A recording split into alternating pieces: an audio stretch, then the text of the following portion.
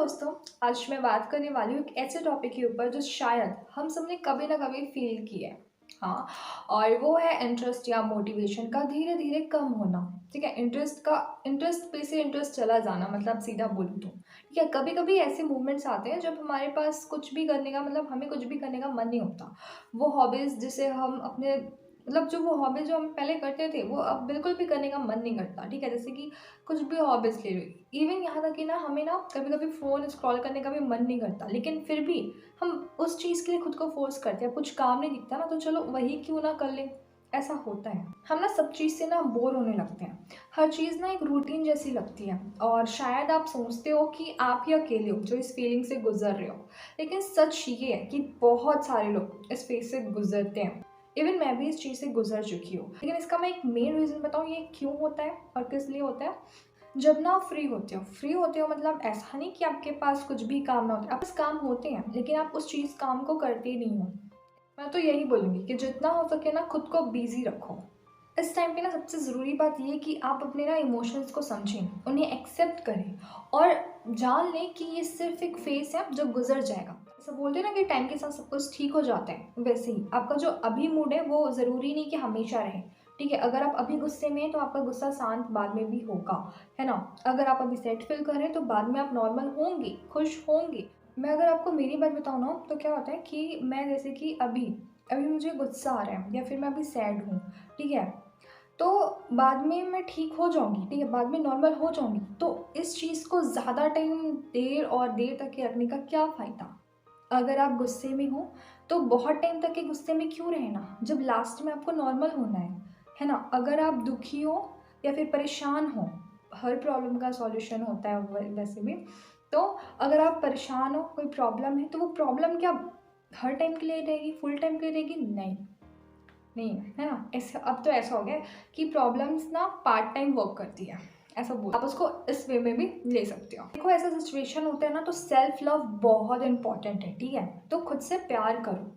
ज़रूरी नहीं कि सेल्फ लव का मतलब आप अपने लिए कुछ नई चीज़ खरीद रहे हो या फिर अपने लिए कुछ एक्सपेंसिव ले रहे हो, ठीक है? सेल्फ लव का मतलब आप खुद के साथ टाइम बिताते हो, वो भी होता है, ठीक है? आप अकेले में आप खुद से बात करते हो, जब अकेले होते हो अपने लिए कुछ लिखते हो या फिर आपको जो अच्छा लगता है ना वो चीज़ करते हो, वो भी सेल्फ लव में आता है। और अगर आपके मन में ये थॉट आता है ना कि मैं तो मतलब मेरे अंदर कुछ इंटरेस्ट ही नहीं है, मैं बोरिंग इंसान हूँ करके, तो देखो ये ना एंग्जाइटी या डिप्रेशन जैसे मेंटल मेंटल हेल्थ या फिर इशू का भी ये दिक्कत रहता है उन लोगों को, ठीक है। कि हाँ, कभी देखो अब कई लोग मेंटली परेशान रहते हैं, अब उनको कुछ करने का मन नहीं करता, इंटरेस्ट उनके पास चला जाते हैं ना भाई।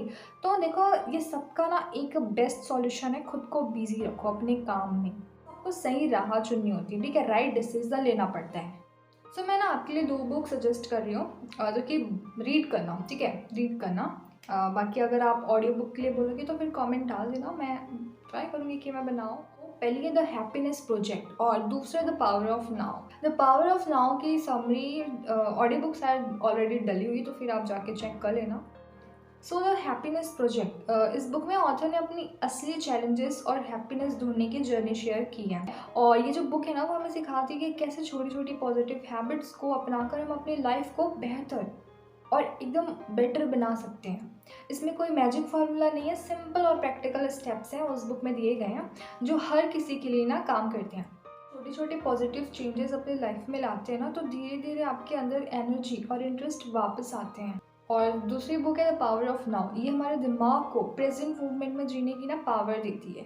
ये बुक बताती है कैसे हम अपने पुराने वरीज और फ्यूचर के टेंशन को छोड़कर अपने आज के दिन पर पूरा फोकस करें। बेटर यही है कि आप प्रेजेंट पे फोकस करो, क्योंकि आपका प्रेजेंट ही आपका फ्यूचर बनाता है और आपका पास्ट भी आपके प्रेजेंट से ही बनता है।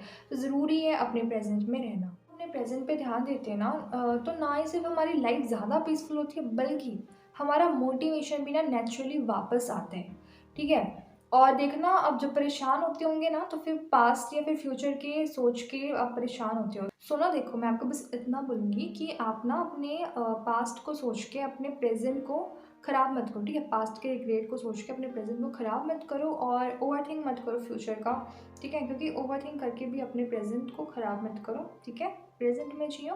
फिर से बोलूँगी कि आपका जो प्रेजेंट है वही आपका फ्यूचर डिसाइड करता है और आपके प्रेजेंट से ही पास्ट बनता है। सो ये जो बुक है ना, द पावर ऑफ नाउ, ये मेंटल पीस और क्लैरिटी देती है, जो इंटरेस्ट लॉस के फेस को तोड़ने में हेल्पफुल है। और मैं चाहती हूँ कि आप ये जो दोनों बुक है ना वो ज़रूर पढ़कर देखें, ठीक है। आप खुद से पढ़ेंगे तो ज़्यादा बेटर है। और अगर आपको इसकी ऑडियो बुक सामने चाहिए या फिर ऑडियो बुक चाहिए तो फिर आप मेरे को कमेंट कर सकते हैं, मैं वो भी लाऊंगी। और हाँ, उससे पहले सब्सक्राइब भी करना मत भूलना। हाँ, अगर आपको ये बुक रीड करनी होगी तो फिर मैं पिन कर दूँगी, फिर आप वहाँ से देख लीजिएगा, ताकि आप आसानी से इन्हें अच्छे से पढ़ सकें, ठीक है, एक्सेस कर सकें। और आपकी जर्नी और हमारी जर्नी है ना, वो हमारे अकेले की नहीं है, ठीक है। हम सब मिलकर अपने अंदर की पॉजिटिविटी को ना वापस जगाएं, छोटी छोटी एफर्ट्स के साथ लाइफ को एक नए नज़रिए से देखें। तो इंस्टाग्राम पे भी फॉलो करना मत भूलना, उसका भी लिंक डिस्क्रिप्शन के चैनल पे है, तो फिर आप ज़रूर चेक करना, क्योंकि उसमें भी मैं रोज़ रोज़ पोस्ट करती हूँ, तो फिर वो भी आपके लिए हेल्पफुल होगी। हमारी लाइफ में ना हर चीज़ हेल्पफुल है, यूज़लेस चीज़ भी हेल्पफुल है, बस आपका नज़रिया सही होना चाहिए।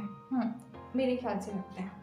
मैं तो किसी किसी से भी कुछ भी एग्जांपल ले लेती हूँ, बस मैं खुश रहनी चाहिए, मैं मोटिवेटेड रहना चाहिए, बस मेरा लाइफ सही जाना चाहिए, ठीक है। दुनिया क्या कर रही है मुझे कुछ मतलब नहीं है, मैं खुश हूँ, ये इनफ है। आप लोग भी रहो, खुश रहो, ठीक है, आप खुद के लिए इनफ हो। अगर आपको ये वीडियो हेल्पफुल लगी हो, वैल्यूएबल लगी हो, तो प्लीज़ लाइक करें, अपने दोस्तों के साथ शेयर करें और सब्सक्राइब करना मत भूलें, ताकि आप मेरे साथ इसी सफ़र में जुड़े रहें। और कमेंट्स में अपना एक्सपीरियंस ज़रूर शेयर करना और बताना कि आप किस चीज़ में स्ट्रगल कर रहे हैं, ताकि मैं आपके लिए और भी वैल्यूएबल कंटेंट ला सकूं और आपको और भी बुक सजेस्ट कर सकूं। सो मिलते हैं अगले वीडियो में, तब तक अपना ध्यान रखो, खुद से प्यार करो और हर रोज़ एक छोटा सा पॉजिटिव कदम उठाते रहो। रिमेंबर वन थिंग, हर दिन एक नई शुरुआत होती है।